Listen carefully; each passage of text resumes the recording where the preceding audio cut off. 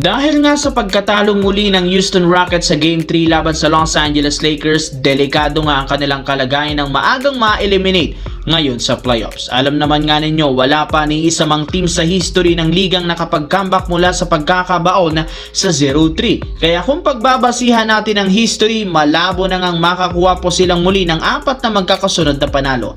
Bukod sa hindi magandang kalagayan ng katawan ni Kevin Durant sa dami ng injury, hindi rin naman nagiging maayos ang chemistry ng team.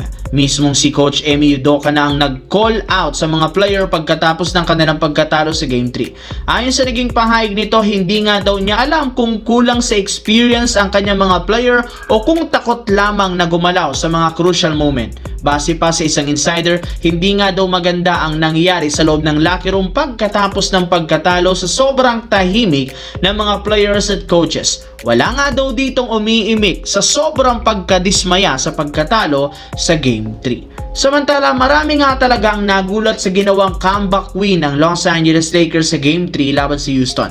Akala nga ng ilang mga analyst matatalo na ang Lakers nang lumamang ng syempre 6 points ang Houston Rockets sa last 25 seconds. Pero dahil nga sa himala na ginawa ni LeBron James at Marcus Smart, nagawa pa nilang mapuwersa ang overtime at masilat ang panalo. Dahil dyan, trending ang pangalan ni LeBron. Pinatunayan nito na isa siyang clutch player na kayang gumawa ng mga winning shots at winning play. May isang NBA commentator rin naman ang nagsabi na sa pinapakitang performance ni LeBron ngayon, mukhang siya nga talaga ang may tuturing na GOAT o greatest of all time. Sa edad na 41 years old, kayang-kaya pa rin naman itong gumawa ng clutch shot at gumawa ng full court press na hindi kayang gawin ni Michael Jordan sa edad na 41 years old.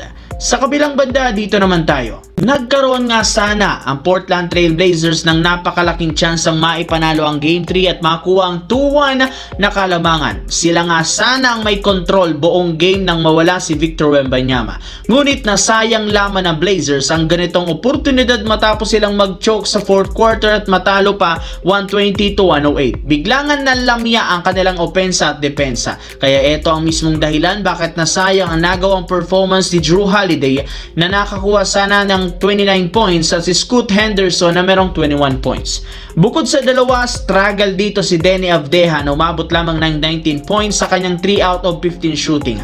Napakalinaw, mukhang kailangan pa rin ng Blazers ang presensya at tulong ng kanilang star player na si Damian Lillard. Kailangan talaga nila ng isang player na hindi takot gumawa ng puntos sa crucial minutes. Base sa pinakahuling inilabas na balita, may posibilidad na paglaruin ng Blazers si Lillard laban sa Spurs kung mapipuwersa ng team ang Game 6 o digay ang Game 7. Pinayagan na rin naman ito ng mga eksperto kaya hindi malabong makapaglaro siya.